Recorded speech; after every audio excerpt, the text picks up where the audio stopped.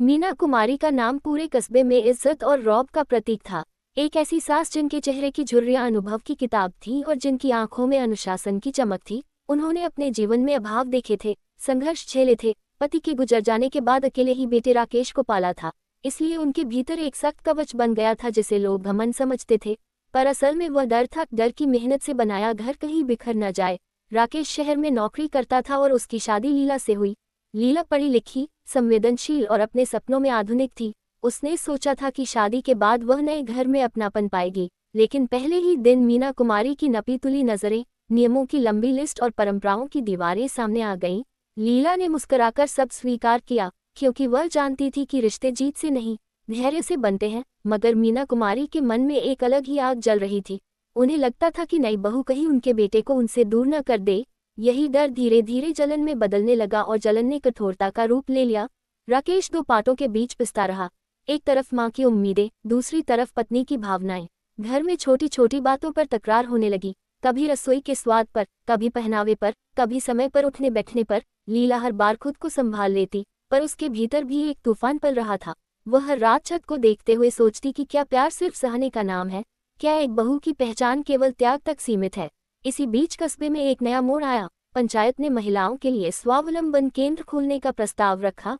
लीला ने उत्साह से भाग लेने की इच्छा जताई, लेकिन मीना कुमारी को यह नागवार गुजरा। उन्हें लगा कि बहू का बाहर जाना घर की इज्जत के खिलाफ है। उन्होंने साफ मना कर दिया। यहीं से कहानी ने नया ड्रामा पकड़ा। लीला पहली बार चुप नहीं रही, उसने आदर के साथ अपनी बात रखी कि वह घर संभालते हुए भी कुछ करना चाहती है। राकेश ने भी समर्थन किया। मीना कुमारी का जलवा चुनौती में बदल गया। उन्होंने कहा कि इस घर में आखिरी फैसला उनका होगा। चुनौती ने आग पकड़ ली। घर में ठंडापन छा गया, बातें कम और ताने ज्यादा होने लगे, लेकिन समय किसी का इंतजार नहीं करता। उसी दौरान मीना कुमारी की तबीयत बिगड़ने लगी। पुरानी थकान और अनकही चिंताएं बीमारी बनकर उभर आईं।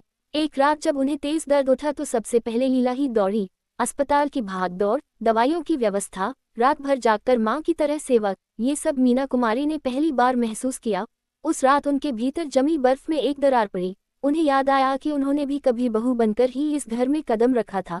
सुबह होने तक डॉक्टर ने कहा कि समय पर लाया गया, इसलिए खतरा टल गया। मीना कुमारी की आंखों में नमी थी, पर आदतें इतनी आसानी से नहीं बदलती। घर लौटने के बाद भी उन्होंने अपने कड़े तेवर पूरी तरह नहीं छोड़े, लेकिन भीतर कुछ बदल चुका था। लीला ने स्वावलंबन केंद्र की बात फिर नहीं छेड़ी। उसने पहले घर को प्राथमिकता दी। राकेश ने माँ की दवाइयों और आराम का पूरा ध्यान रखा। धीरे धीरे मीना कुमारी को एहसास होने लगा कि लीला उनके बेटे को उनसे दूर नहीं कर रही, बल्कि उनके परिवार को मजबूत कर रही है। तभी कस्बे में एक और चुनौती आई। पुराने जमीनी कागजों को लेकर विवाद खड़ा हो गया।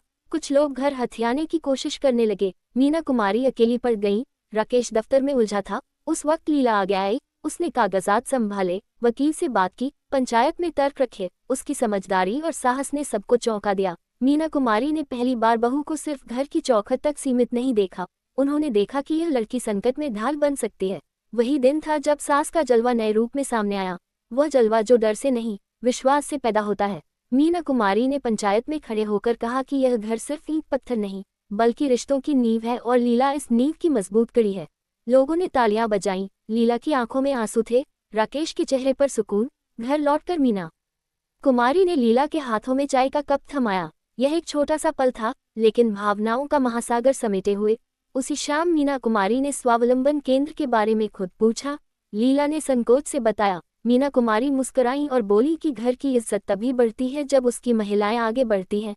ये वाक्य लीला के लिए नई सुबह था। कहानी यही नहीं रुकी। चुनौतियां आईं, आग भड़की, ड्रामा हुआ, लेकिन हर मोड़ पर रिश्ते परिपक्व होते गए। मीना कुमारी का जलवा अब आदेश नहीं, मार्गदर्शन था। लीला की संवेदनशीलता अब कमजोरी नहीं, शक्ति बन गई थी। राकेश ने सीखा कि संतुलन ही परिवार की असली जीत है। और इस तरह सास बहू की यह नोबल कहानी साबित कर गई कि जब अहंकार पिघलता है और समझदारी उभरती है, तब न सिर्फ घर, बल्कि समाज भी बदलता है।